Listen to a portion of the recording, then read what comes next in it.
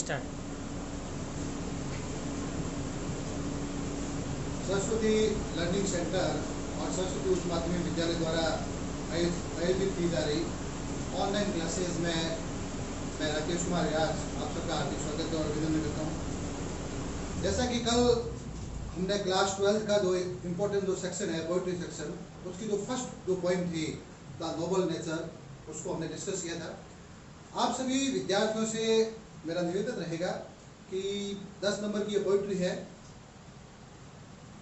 कुछ technical problems के कारण या कुछ ऐसे कारणों से हो सकता है कि बोर्ड के ऊपर आपको जो अक्षर है वो थोड़े छोटे दिखाई दे, इसलिए मेरा निवेदन रहेगा कि आप जो आपकी जो बुक है रेनबो बुक, उस रेनबो बुक को भी आप अपने पास में रखें, ताकि जो भी मैंने एक्सप्लेनेशन जो कल किया था उसको हम आज वापस उसको डिस्कस करेंगे और उसके जो छोटे क्वेश्चन है और लॉन्ग टाइप क्वेश्चन है उसको भी हम बताएंगे आपको कि उसको कैसे बोर्ड एग्जामिनेशन में आपको उसको कैसे करना है। तो उस पोइट्री को हम वापस एक बार डिस्कस करते हैं, कल जो हमने किया था। जैसा कि आपको पता है कि कल हमने था नोबल नेचर जो बेन जॉनसन के द्वारा कंपोज की गई है, उसको हमने डिस्कस किया था। पॉइंट जो थी वो आपने देखी होगी, बुक आप सबके पास में रखिए। It is not growing like a tree in bulk doth make a man better be, और standing like an oak for 300 years to fall a log dry bald and sheer। ये जो फर्स्ट स्टेंजा आपने कल देखा था Ben Jonson का, जिसमें first जो इसमें चीज जो समझाई गई है सिंबल के रूप द्वारा, ओक सिंबल के द्वारा इसमें समझाया गया है कि a person can't become great by his big size of body and long life. इस चीज को समझाने के लिए बेन जॉनसन ने ओक जो सिंबल है उसका यूज किया है। जैसे फर्स्ट लाइन थी, it's not growing like a tree in bulk. Bulk का मतलब मैंने कल आपको बताया था वेरी लार्ज साइज, या इसके लिए अपन एक वर्ड और यूज करते हैं ह्यूज, यानी बड़ी संख्या में पेड़ की तरह अगर आपका शरीर बढ़ रहा है, विकसित हो रहा है, वो एक कोई आपकी अचीवमेंट नहीं है, इससे आप महानता को प्राप्त नहीं कर रहे हैं। इस चीज को समझाने के लिए कवि ने अगली लाइन में कहा है, और standing like an oak for 300 years। Oak का जो पेड़ होता है, जिसमें हिंदी में अपन बलूत का पेड़ कहते हैं, वो 300 साल तक जमीन पर रहता है, यानी उसकी लंबाई चौड़ाई में भी कोई कमी नहीं है और उसकी जो उम्र में भी कमी नहीं है, लेकिन उसकी कोई अचीवमेंट नहीं है। और standing like an oak for 300 years to fall a log, जब वो जमीन पर गिरता है तो एक बड़े लॉग का मतलब है लकड़ी का बड़ा गट्ठर, लकड़ी के बड़े गट्ठर के रूप में जमीन पर गिरता है। ड्राई, बिल्कुल ही सूखा हुआ। बाल का मतलब वैसे गंजा होता है, लेकिन यहाँ पे जो बाल का मतलब यूज किया गया है विदाउट लीव्स, बिना पत्तियों के। एंड शियर का मतलब होता है मुरझाया हुआ, बिल्कुल ही विदर्ड। इसके लिए मैंने कल भी आपको सब बताया था विदर्ड। तो फर्स्ट स्टेज में पॉइंट जो है बेन जॉनसन कह रहा है कि इंसान अपनी शरीर की बॉडी की साइज से और लंबी उम्र से महान नहीं बनता है। इस चीज को समझाने के लिए उसने ओक का जो पेड़ है उसको सिंबल के रूप में यूज किया है और बताया है कि इंसान अपने कर्मों से, अपनी अचीवमेंट से, अपने परफेक्शन से महान बनता है, अपने इंप्रेसिव नेचर से महान बनता है और अपने मीनिंगफुल लाइफ से महान बनता है, न कि अपनी बिग साइज, बॉडी की बिग साइज से और लंबी उम्र से महान बनता है। अब ये जो स्टेंजा की 4 लाइन है, इसमें फर्स्ट क्वेश्चन आपके बन सकता है, name the poem and the poet. इसमें पोएम का नाम क्या है? तो the name of the poem is the noble nature and the name of the poet is Ben Jonson. Second question इसमें बन सकता है कि how long years does an oak tree stand on the earth? तो an oak tree stand on the earth for 300 years। Third question इसके अंदर जो आपके बन सकता है कि how can you say that oak tree is useless, meaningless and imperfect. आप कैसे कह सकते हो? तो we can say that an oak tree is useless, meaningless, unimpressive and imperfect because it stand on the earth for 300 years without any use, without any meaning, without any perfection, and when it fall on the earth like a log, dry, bald and sheer।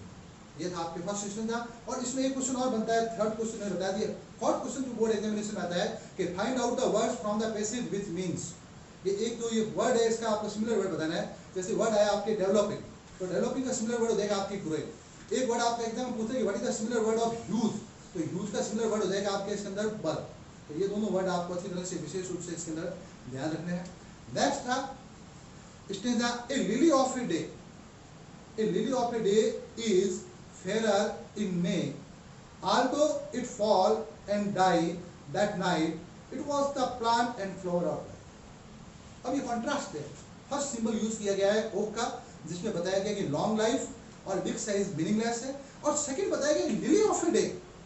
Lily जो होता है कुमुदनी का फूल जो सिर्फ एक दिन के लिए खिलता है, इज फेयर फॉर इन मे, बहुत ही सुंदर होता है, फेयर यानी मोर ब्यूटीफुल, मई के महीने में ब्लूम्स करता है। तो lily blooms in the month of May, although it fall and die that night, जिस दिन ये खिलता है उसी दिन उसका अस्तित्व समाप्त हो जाता है, उसी दिन ये मुरझा जाता है। It was the plant and flower of light, लेकिन इसको एक plant and flower of light कहा जाता है। लाइट का मतलब वैसे प्रकाश होता है, यहाँ पे लाइट अपन यूज कर सकते हैं डिलाइट के रूप में, यानी एक दिन का जीवन होता है लेकिन फिर भी देखने वालों को प्लेजर देता है, देखने वालों को डिलाइट करता है, तो उसका जीवन ज़्यादा श्रेष्ठ हुआ उस पेड़ की तुलना में जो 300 साल तक जमीन पर रहा लेकिन उसकी कोई अचीवमेंट नहीं है। तो ये था आपके लिली के द्वारा। लिली का जो सिंबल है, एक दिन इसकी उम्र है, मई के महीने में खिलता है, देखने वालों को आनंद देता है, तो ये ज़्यादा श्रेष्ठ हुआ ओक के ट्री की तुलना में। यानी कॉन्ट्रास्ट ये बताया गया है कि इंसान जो होगा वो महान बनेगा अपने कार्यों से, अपनी अचीवमेंट से, अपने इंप्रेसिव नेचर से, न कि अपनी लंबी उम्र और बिग साइज ऑफ बॉडी से। अभी लिली ऑफ डे का जो स्टेज है उसमें से क्वेश्चन बनता है, फर्स्ट क्वेश्चन बनता है कि in which month lily blooms, तो lily blooms in the month of May. Second question बनता है इसके अंदर, what is the quality of lily, तो lily blooms in the month of May just for a day, एक दिन के लिए खिलता है, but it gives pleasure to everyone, it delights everyone, and it is called the plant of light. Third question बन सकता है कि why is lily called the plant of light, तो lily is called the plant of light because it gives pleasure and delight to everyone। तो ये आपके एक number के क्वेश्चन होगा। और इसके अंदर एक क्वेश्चन बन सकता है आपके, find out the word from the passage which means, passage के अंदर से शब्द ढूंढ के बताइए जिसका जैसे वर्ड आया कि आपके मोर ब्यूटीफुल, तो मोर ब्यूटीफुल का सिमिलर वर्ड हो जाएगा आपके, ठीक है। तो ये चीज आपको एक तो विशेष रूप से इसमें ध्यान रखनी है। स्टेज तो भी आपके एग्जाम आएंगे 4 नंबर। अब इसमें से क्वेश्चन बन सकता है नोबल नेचर में कि what is the main theme of the poem the noble nature, noble nature की मेन थीम क्या है, तो the main theme of the poem the noble is nature is that a person becomes great by his great deeds, by his great achievement, by his great nature, not by his long life and big size of body. How is lily better than an oak, very very most question है, 2018 में आया हुआ है। तो lily is better than an oak because lily stand on the earth for just for a day, but it gives pleasure to everyone, it delights everyone, and at the contrast oak stand on the earth for 300 years without any use, without any meaning, very unimpressive, imperfect, and at last when it fall on the earth like a log, dry, bald and तो ये चीज़ें आपके Nobel nature में विशेष रूप से आपको ध्यान रखनी है। तो आपको स्टेंजा जो है मैंने आपको बताया है, 2 स्टेंजा आपको विशेष रूप से इसको करना है, और ये दोनों क्वेश्चन है आपको कॉपी में करना है विशेष रूप से कि इसकी मेन थीम क्या है और लिली जो है वो बेटर क्यों है इसके अकॉर्डिंग। और मेन विशेष रूप से क्या रखा है, इसकी जो मेन थीम है 5 पोइम में, आपके 5 पोइम में से एक क्वेश्चन मेन थीम का जरूर आता है, ठीक है। तो ये आपको कॉपी में करके देखना है। नेक्स्ट हम पोइम देखेंगे ए बॉयज सॉन्ग। धन्यवाद।